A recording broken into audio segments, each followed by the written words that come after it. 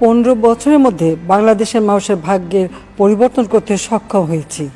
শিক্ষা, দীক্ষা, জ্ঞান, বিজ্ঞান, প্রযুক্তি ব্যবহার এবং মানুষের মৌলিক চাহিদা পূরণ করতে অন্ন, বস্ত্র, বাসস্থান, চিকিৎসা, শিক্ষার ব্যবস্থা করে জনগণকে উন্নত জীবন দেওয়ার যাত্রা শুরু করেছি।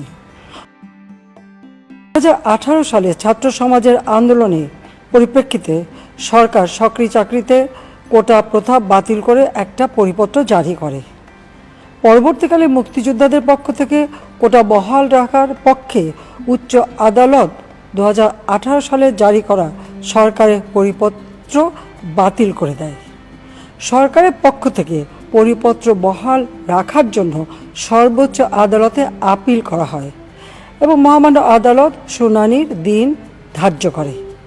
এ সময় ছাত্ররা কোটা সংস্কারের দাবি নিয়ে আবারও আন্দোলন শুরু করে।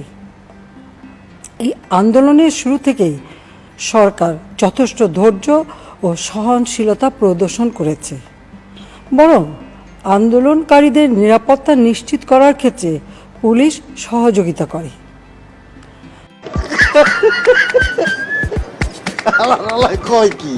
কতগুলি মূল্যবান জীবন ঝরে গেল।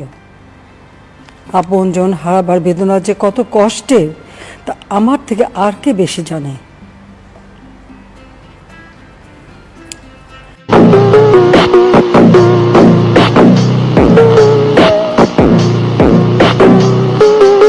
ঘটনা ঘটেছে তা কখনোই কাম্য ছিল না।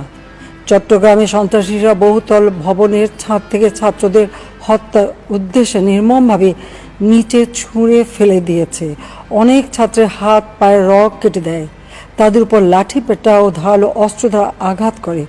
একজন মৃত্যুবরণ করেছে, অনেকে মৃত্যুর সাথে পাঞ্জা লড়ছে।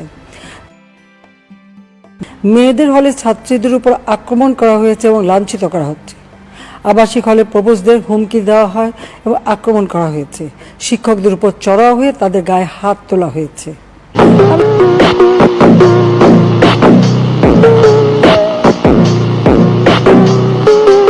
আন্দোলনরত কোমলমতি ছাত্রছাত্রীদের নিরাপত্তা নিয়ে অত্যন্ত উদ্বিগ্ন। এই সন্ত্রাসীরা যে কোনো সময় সংঘাতের পরিবেশ তৈরি করে তাদের ক্ষতি সাধন করতে পারে। তাই শিক্ষার্থীদের পিতা মাতা, অভিভাবক এবং শিক্ষকদের প্রতি আমার আবেদন, তারা যেন তাদের সন্তানদের নিরাপত্তার বিষয়ে সজাগ থাকেন। একই সাথে সকল শিক্ষা প্রতিষ্ঠানের ছাত্রছাত্রীদের নিরাপত্তার বিষয়টি বিশেষভাবে নজর রাখেন। সরকার